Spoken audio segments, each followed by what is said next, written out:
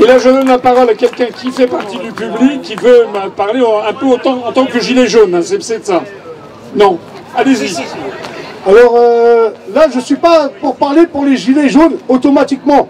Les gilets jaunes, c'est un mouvement qui s'est créé parce que on en avait marre des taxes, etc., de l'essence. Hein. Actuellement, c'est devenu de la bérésina.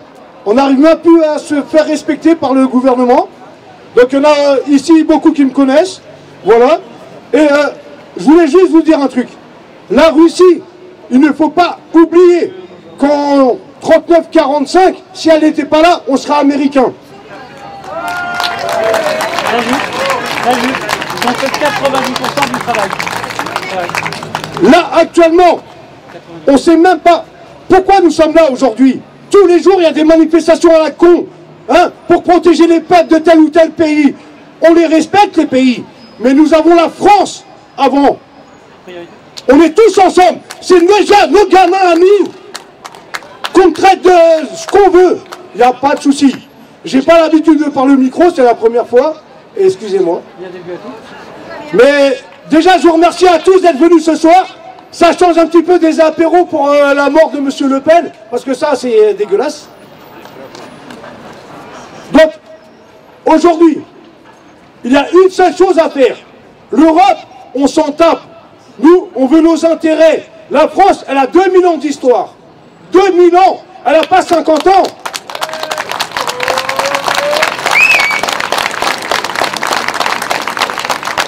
Ça me fait chaud au cœur vos applaudissements, je ne m'attendais pas à ça. Belle intervention spontanée. C'est spontané. Mais les gilets jaunes qui êtes là, vous êtes nombreux là actuellement là. Vous êtes des Français ici. Voilà. Ils sont tous gilets jaunes. Voilà. On est tous gilets jaunes. Tous citoyens, tous gilets jaunes. On est tous pour la France, pour le gouvernement. On veut changer ce gouvernement d'opportunistes. Les multinationales à la con là qui viennent nous faire chier chez nous. On ne peut même pas prendre un métro sans se faire... Là, c'est pas comme ça la France. C'est pas comme ça la vie.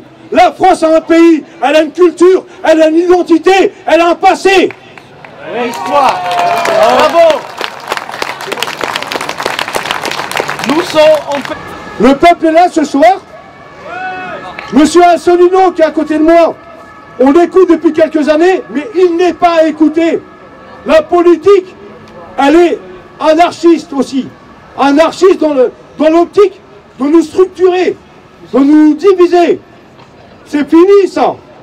Il faut vraiment, vraiment, vraiment que la population comprenne la situation.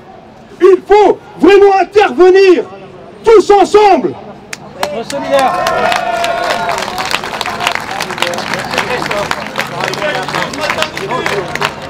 Comme on dit, la liberté, elle est bafouée. L'égalité, elle n'existe pas. La fraternité, les gars, c'est à vous de la créer. C'est à vous de la créer, la fraternité.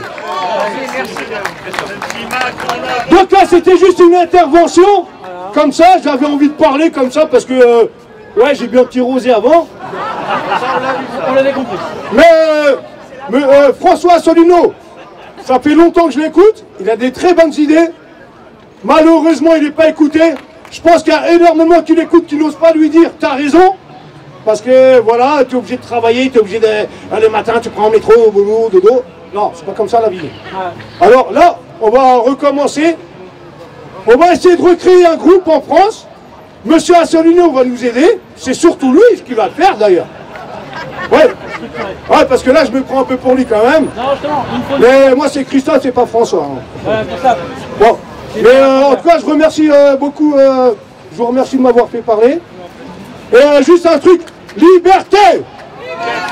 Liberté. Paix et liberté. Liberté. Paix et liberté. Et la liberté. La paix et la liberté. La paix et la liberté. La paix tout seul, ça peut être dangereux. La paix et la liberté. Un jour, Monsieur François Asselineau. Macron, restitution. Macron, restitution. Macron, restitution. Alors, je vais vous donner la parole à quelqu'un qui n'était pas prévu, qui va nous parler pour Apocalypse. Non, c'est quoi votre nom? Nathalie. Nathalie veut nous donner une vision qui est la sienne, si j'ai bien compris, une vision plutôt de gauche, n'est-ce pas? Voilà. Et vous voulez vous exprimer. Merci. Bonjour à tous. Bonjour à tous. Donc, Apocalypse Now, pourquoi on a créé Apocalypse Now? Eh bien, c'était 3 personnes. On était 3 personnes, on ne se connaissait pas. Il y a l'opération spéciale qui a eu en Ukraine. On a regardé autour de nous, tous les gens, le mouvement pour la paix ne foutait rien. Il n'y avait aucune manif qui était organisée. Alors, qu'est-ce qu'on a fait? On a utilisé l'opportunité des manifs contre la réforme des retraites et on est chacun parti avec nos petits tracts pour expliquer aux gens ce qui se passait en Ukraine. J'avais d'ailleurs à cette occasion écouté plusieurs vidéos de M. Asselineau, notamment celle qu'il avait donnée au dialogue franco-russe.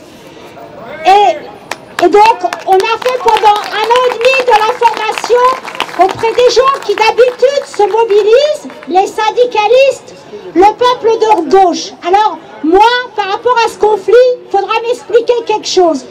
Qu'est-ce que fout la gauche par rapport à la paix et pour limiter cette escalade guerrière?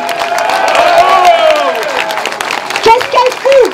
Alors, par rapport à ça, ce que je voulais vous dire, c'est qu'on a tous les ingrédients, normalement, pour mobiliser la gauche.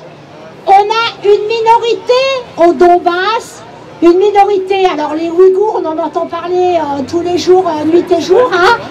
Là, il y a une minorité qui se fait massacrer pendant 10 ans. Silence radio, on n'entend pas la gauche. Le deuxième point, on a eu un coup d'État. Alors, d'habitude, on a eu le coup d'État de Maïdan, fomenté par les États-Unis et leurs vassaux, les Européens.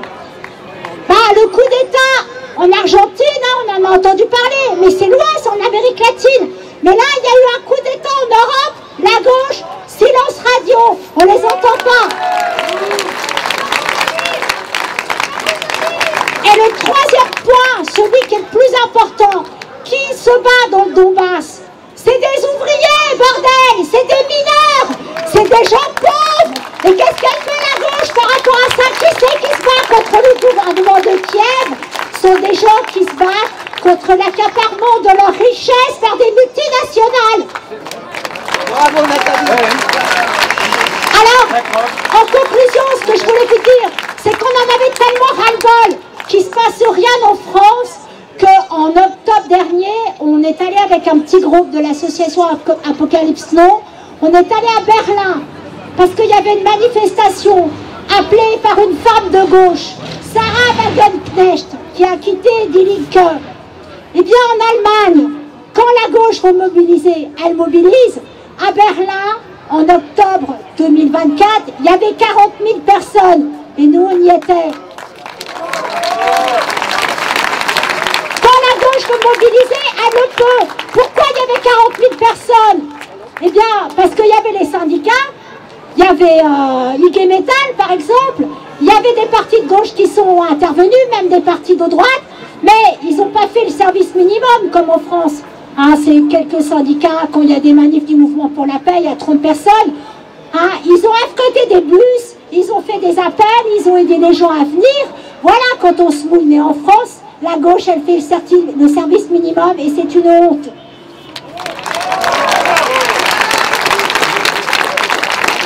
Et pour conclure, moi qui suis une femme de gauche, pour continuer dans le sectarisme de la gauche, ben on n'a pas de bol. Parce qu'aux États-Unis, celui qui veut la paix, ben mince, alors c'est Trump. Alors, comme c'est le diable qu'il a tous les défauts, et ben dans leur façon réflexe de Pavlov de cette gauche de merde, et bien comme c'est Trump, on est contre Trump, donc on est contre la paix. Expliquez-moi, mais c'est débile. Voilà. Merci à vous, merci monsieur. Merci Nathalie, merci. Les deux interventions de Christophe et de Nathalie sont vraiment intéressantes et importantes parce qu'elles montrent justement ce que pensent les Français et ils ont bien raison de penser ce qu'ils pensent.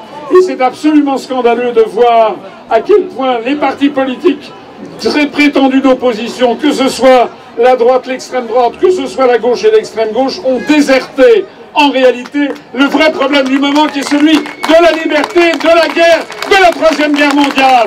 Ils se sont tous couchés devant l'oligarchie, couchés devant les finances, couchés. Et ils ne passent à la télévision que pour faire de la distraction.